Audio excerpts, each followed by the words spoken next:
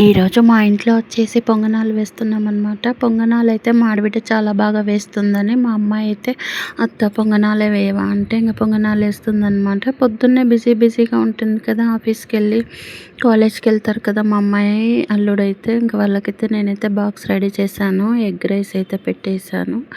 ఇంకా మా ఆడబిడ్డ అయితే పొంగనాలు వేస్తుందన్నమాట. ఇంకా అందరం తిన్నాక మా అత్త అయితే గిన్నెలు కడిగేసి కసులు అయితే ఊడ్చేసి బండలు తుడిచేసి ఇంకా ఇలా ఓలిగలకైతే రెడీ చేశారనమాట. ఇంకా మా సైడ్ అయితే ఓలిగ రవ్వ సపరేట్గా దొరుకుతుంది, కొంచెం రవ్వ లాగా ఉంటుందన్నమాట. అది ముందుగానే బాగా తడిపి పెట్టుకోవాలి ఆ రవ్వని.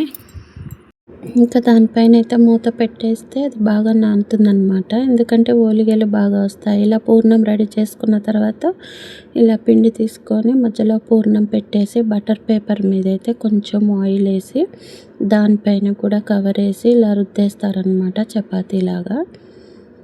ఇంకా ఇక్కడైతే మా అత్త చేస్తూ ఉంది కదా, ఒక్కొక్క ఉంట తీసుకొని ఇలా పిండిలో పెట్టేసి ఇలా పైన పేపర్ పెట్టి కవర్ పెట్టి మళ్ళీ ఇలా చపాతీలాగా రౌండ్గా చేసేస్తుంది. ఇంకా ఊర్లో అయితే ఇంకా పెద్దగా చేస్తారు, కానీ ఇంకా ఒక్కటే ఎక్కువైపోతుంది. వద్దులే చపాతీ సైజు చిన్నగా చేయమంటే చిన్నగానే చేస్తుంది. వచ్చినప్పటి నుంచి నన్ను పని చేయనిట్లేదు మా అత్త, ఆమెనే చేసేస్తుంది అన్నీ.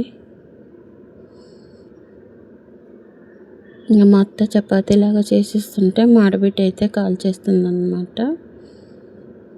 మేము ఉగాది పండగకి ఇలా చేసుకుందాం అనుకున్నాం, కానీ ఇంకా ఉగాది పండగ రోజు కుదరలేదు, బయటికి వెళ్ళామన్నమాట. అందుకే ఈరోజు అయితే ఇలా ఒలిగలు అయితే చేసాము. చాలా బాగున్నాయి, టేస్టీగా. కొంచెం స్వీట్ తగ్గింది కానీ చాలా బాగున్నాయి. ఇంకా మాడిబిడ్డ అయితే కాల్ చేస్తుంది, ఇంకా ఆమె అయితే చేస్తుంది అన్నమాట ఇలాగా.